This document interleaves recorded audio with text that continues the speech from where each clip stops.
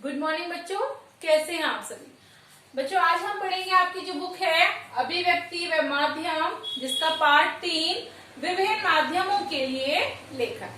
देखिए बच्चों, first chapter और सेकंड चैप्टर में मैं ऐसे आपको पढ़ा चुकी हूँ। फर्स्ट चैप्टर अपना जनसंचार था, यानी मास कम्युनिकेशन, कि जनसंचार के माध्यम कौन कौन से होते हैं, और दूसरा था पत्राचार के विविध आयाम, कि पत्राचार क्या होता है उसके बारे में मैंने आपको डिटेल में समझाया। तो हमारा जो तीसरा चैप्टर है वो उससे ही रिलेटेड है बच्चों, पत्राचार से, जैसे कि विभिन्न माध्यमों के लेखन। विभिन्न माध्यम हमारे जैसे कि समाचार पत्र होते हैं, रेडियो है, टीवी है, इंटरनेट है, उस पर जो भी हम न्यूज देते हैं या समाचार देते हैं वो हम किस तरह से उसमें लिखते हैं, अर्थात उसको लिखने की जो शैलियां हैं उसके बारे में इसमें हम बात करेंगे, या उसमें जो कमियां हैं या फिर उसमें कुछ अच्छाइयां भी हैं, सारी चीजों के विषय पर हम चर्चा करते हैं। तो आइए अपना चैप्टर स्टार्ट करते हैं। आज हमारा जो चैप्टर है विभिन्न माध्यमों के लिए लेखन। देखिए, खबर लिखना बहुत ही रचनात्मक काम है, हो सकता है उतना ही रचनात्मक जितना कविता लिखना हो। दोनों का उद्देश्य मनुष्य को और समाज को ताकत पहुंचाना है। खबर में लेखक तथ्यों को बदल नहीं सकता, पर दो या दो से अधिक तथ्यों के मेल से असलियत खोल सकता है। इसके जो लेखक हैं जिन्होंने ये बात लिखी है और हमें बताई है, रघुवीर सहाय जी, यानी कि ये जो हिंदी के प्रमुख कवि बताने की कोशिश कर रहे हैं कि हम जब कुछ भी लिखते हैं वो एक नया, कुछ नई चीज का निर्माण करने का प्रयास करते हैं। देखिए, जैसा कि हम कहेंगे कि जो लेखन है विभिन्न माध्यमों में के लिए लेखन के जो है बच्चों को अलग अलग तरीके होते हैं, चाहे वो अखबार हो, चाहे वो पत्र पत्रिका हो, उनके लिखने की जो शैलियां हैं वो अलग ही होती हैं। जबकि हमारा जो रेडियो है, टेलीविजन है, उनके लिए लिखना एक अलग ही कला है। मतलब सब में अलग अलग पैटर्न से हम, अलग अलग शैली से हम इसमें लिखते हैं। माध्यम अलग अलग हैं, इसलिए उनकी जरूरतें भी बच्चों क्या होती हैं, अलग अलग होती हैं। विभिन्न माध्यमों के लिए लेखन के अलग अलग तरीकों को समझना बहुत ज्यादा जरूरी है, क्योंकि इन सब चीजों में क्या होता है, अंतर होता है। इन माध्यमों के लेखन के लिए बोलने लिखने के अतिरिक्त पाठक और जो श्रोतागण होते हैं, जो दर्शक होते हैं, उनकी क्या जरूरतें हैं, क्या आवश्यकताएं हैं, किस तरह का वो मैटर पढ़ने को पसंद करते हैं, उसका भी हमें कहीं ना कहीं ध्यान रखना पड़ता है। अब देखिए, जैसे जनसंचार के बहुत से प्रमुख माध्यम कौन कौन से हैं आपको मैं पहले भी बता चुकी हूँ, दोबारा भी बता देती हूँ। प्रिंट मीडिया है, टीवी है, रेडियो है और इंटरनेट है। उम्मीद है कि हम रोज ही क्या करते हैं, अखबार पढ़ते हैं। अखबार में हमारी बहुत सारी इंफॉर्मेशन भी आती है, कुछ चीजें हम अपने मनोरंजन के लिए भी पढ़ते हैं, उसमें मनोरंजन से रिलेटेड भी चीज दी जाती है। और साथ में जो टीवी है, जब हम टीवी को देखते हैं या हम रेडियो को सुनते हैं, वो भी किस लिए, अपने मनोरंजन के लिए या फिर कोई उपयोगी जानकारी हासिल करने के लिए।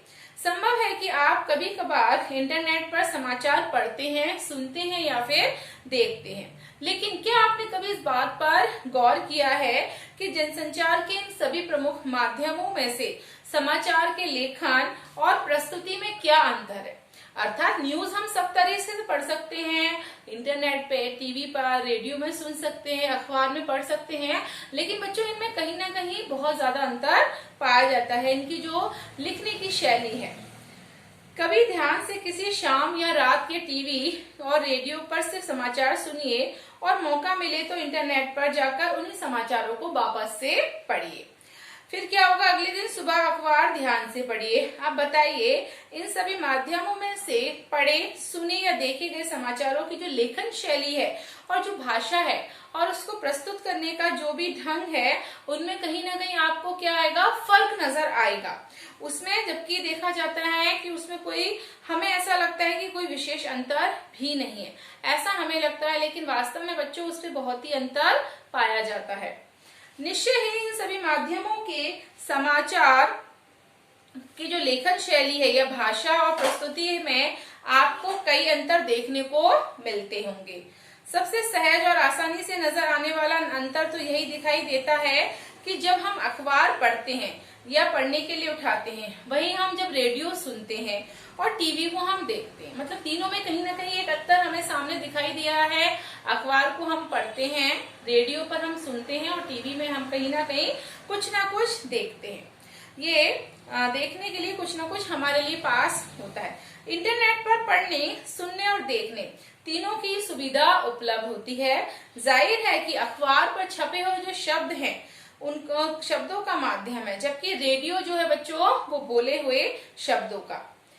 जनसंचार के विभिन्न माध्यमों के बीच फर्क को समझने के लिए सभी माध्यमों के लेखन को हम कहीं ना कहीं बारीकियों से समझेंगे, लेकिन इन माध्यमों के बीच के फर्क को आप बच्चों तभी समझ पाएंगे जब आप हर माध्यम की विशेषताओं, उसकी जो खूबियां हैं और साथ में उसके अंदर जो खामियां हैं उससे हम बहुत अच्छे से क्या हो परिचित हो, अर्थात उनके बारे में हमें अच्छे से पता हो। हर माध्यम की अपनी खूबियां हैं तो कुछ माध्यम की अपनी कमियां भी हैं।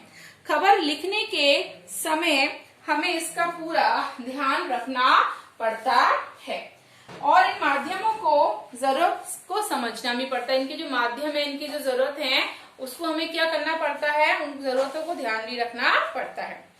जनसंचार के विभिन्न माध्यमों की खूबियां और खामियां। जनसंचार के देखो बच्चों विभिन्न माध्यमों में जो आपको रोज कम या ज्यादा सबको पड़ता होगा अंतर।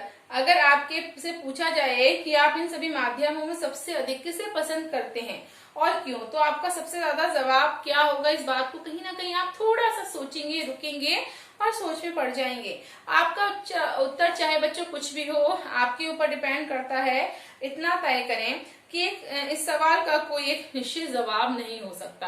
क्यों नहीं हो सकता? क्योंकि किसी को अखबार पढ़ना ज्यादा पसंद है, किसी को रेडियो में जो समाचार आते हैं उनको ज्यादा देखना या सुनना पसंद है, रेडियो पे सुनना पसंद है, किसी को टीवी में समाचार सुनना देखना पसंद है। संभव है कि यदि आपको टीवी ज्यादा पसंद है तो आपके दोस्त को हो सकता है रेडियो ज्यादा पसंद होगा। यानी सबकी अपनी अपनी क्या होती है, चॉइस होती है। जाहिर है सब अपनी अपनी पसंद के हिसाब से काम करना पसंद करते हैं, लेकिन सबकी पसंद के पीछे कुछ कारण जरूर हैं। और जैसे कि या तो आपके दोस्त को अलग अलग जनसंचार माध्यमों को इसलिए अधिक पसंद करते हैं क्योंकि उनकी विशेषताएं और जो खूबियां होती हैं, उन दोस्तों की अलग रुचियां हैं, मिजाज हैं, जरूरत है, उसके हिसाब से हम क्या करते हैं, काम करते हैं। अब आइए देखिए, सबसे पहले हम ये सभी माध्यम हमारी अलग अलग जरूरतों को क्या कर रहे हैं, पूरा कर रहे हैं और इन सभी की हमारे जो दैनिक जीवन में जो भी कुछ उपयोगिता है उसके बारे में हम बात करते हैं। देखिए सबसे पहले हम लेते हैं बच्चों प्रिंट माध्यम। प्रिंट यानी मुद्रित माध्यम। जनसंचार के आधुनिक माध्यमों में ये जो प्रिंट माध्यम है यानी कि प्रेस, जहाँ पे पेपर छपता है, ये सबसे पुराना माध्यम है। असल में आधुनिक युग में की शुरुआत ही मुद्रण यानी कि छपाई से हुई थी। छपाई के आविष्कार से हुई थी इसकी शुरुआत। हालांकि मुद्रण की जो शुरुआत है बच्चों सर्वप्रथम चीन से हुई थी, लेकिन आज हम छापे खाने को देखते हैं और आविष्कार, जो छापे खाने का आविष्कार किया था उसका जो श्रेय है वो जर्मनी के गुटेनबर्ग को जाता है। छापा खाना का मतलब बच्चे आप सभी जानते होंगे, जहाँ पे प्रेस यानी कि जिसपे न्यूज़पेपर छपता है। प्रेस के आविष्कार ने दुनिया की कहीं ना कहीं जो तस्वीर है उसको पूरी तरह से बदल दिया है। यूरोप में पुनर्जागरण रेनेसां की शुरुआत में छापे खाने की अहम भूमिका थी। भारत में बच्चों पहला जो छापा खाना है वो 1556 ईस्वी में गोवा में खुला था। इसे मिशनरियों यानी कि ईसाई लोग जो होते हैं उन्होंने अपने धर्म को प्रचार करने के लिए खोला था, अर्थात उन्होंने धर्म से रिलेटेड कुछ पुस्तकों को छापने के लिए इस खाने को खोला था। तब से आज तक मुद्रण की जो तकनीक है उसमें बहुत ज्यादा क्या आ चुका है, बदलाव आ चुका है और मुद्रित माध्यमों का जो व्यापक विस्तार हुआ है। यानी कि मुद्रित माध्यमों के तहत बच्चों आप सभी जानते हैं क्या क्या आता है, जैसे कि अखबार है, पत्र पत्रिकाएं हैं, पुस्तकें हैं आदि बहुत सारी चीजें आती हैं।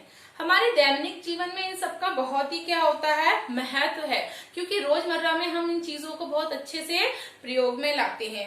ये हमें शायद कहने की या दोहराने की जरूरत नहीं है।